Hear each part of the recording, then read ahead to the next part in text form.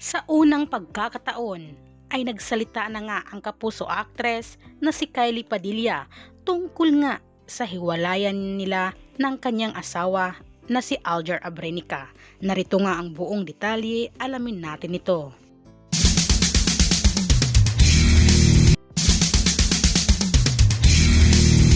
Talaga namang trending na trending ngayon o pinag-uusapan nga at marami ang naawa dito sa kapuso actress na si Kylie Padilla nang isagot niya ito or nang sabihin niya sa Fast Talk with Tito Boy Abunda nga. Sa isang interview na ito ay doon sinagot niya kung ano nga ba ang nangyari at naging emotional nga ito si Kylie Padilla dahil nga sa hiwalayan nila ng kanyang asawa na si Alger Abrenica. Ibinahagi nga ng kapuso actress na ito na si Kylie Padilla ang kaniyang natutunan sa naging relasyon niya sa dating asawang si Alger Abrenica nang sumala nga ito sa Fast Talk with Tito Boy Abunda.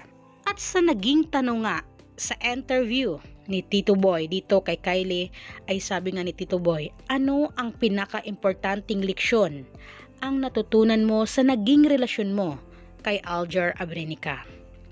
Sagot naman dito ni Kylie Padilla, medyo cliche but I wish nagtira ako para sa sarili ko kasi I give all talaga.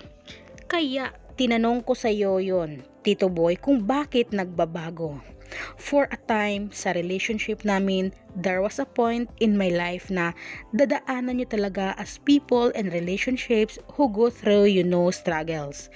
Mayroon talaga, kasama talaga yun. But because I made the promise of marriage, sabi ko sa sarili ko, if I'm unhappy now and magiging ganito yung sit up namin, ipaglalaban ko pa rin para sa mga anak ko, inubos ko and nauwi pa rin sa hiwalayan.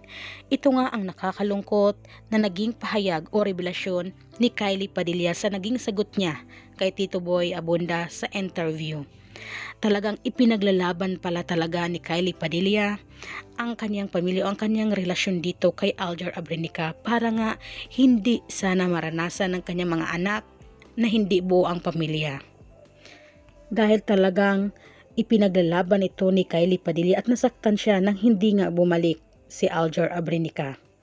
At ngayon ay talagang marami ang naawa lalong-lalo na sa mga fans ni Kylie Padilla dahil kitang-kita natin ang kanyang pagluha. At ilan nga sa mga netizens ay napakomento at nainis nga dito sa aktor na si Alger Abrenica.